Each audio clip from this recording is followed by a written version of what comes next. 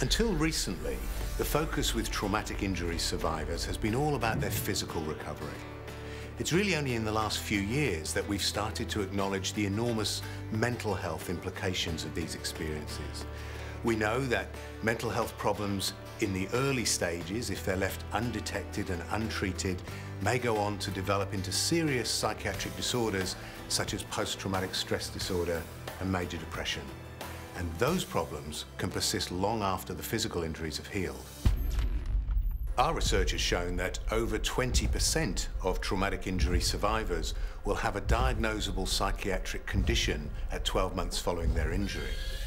The implications of this are enormous, not just for the individual, but for their relationships with their family and their children, and their ability to work and to take on their normal role.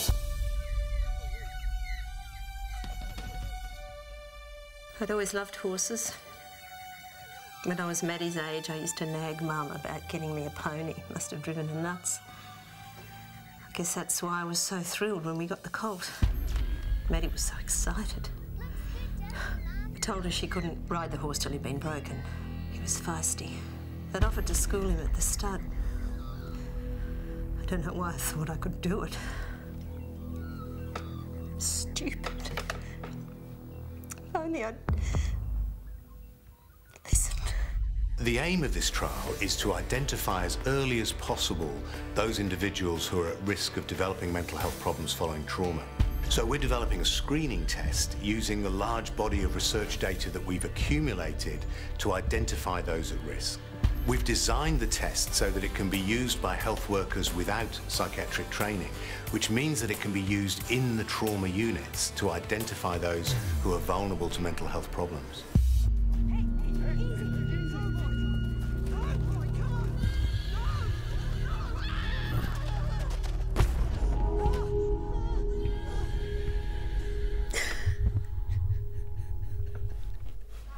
When Margaret first came to the trauma service, she had a right fractured neck of femur, a right tibial fracture, and multiple lacerations and bruises. She had full memory of the accident. In hospital, Margaret was showing mild psychological symptoms. These symptoms are very common following a traumatic event, and it's what makes it so difficult to identify who's going to have problems recovering emotionally.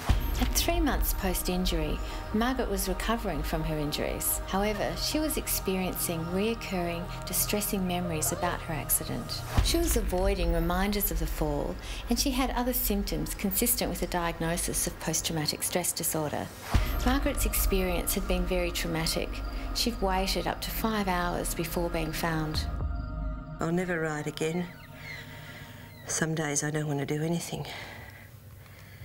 I yell at Maddie. I know I shouldn't. None of this is her fault. Well, Mum won't let me ride anymore. I guess that's because she's scared I'll get hurt too. But Dad says she'll be better soon. Well, it's been tough. Marg's injuries, then the depression. But she's seeing a psychologist now, and I think it's going to be okay. I'm just glad we found out when we did. The World Health Organization predicts that by the year 2020, psychiatric disorders will be one of the biggest health problems confronting our community. And given the prevalence of trauma, a key contributor to those figures is going to be post-traumatic mental health. Effective mental health screening following injury is essential because it allows us to identify those at risk before they leave the hospital. We can then monitor them in the community, and if they continue to have problems, we can offer early interventions.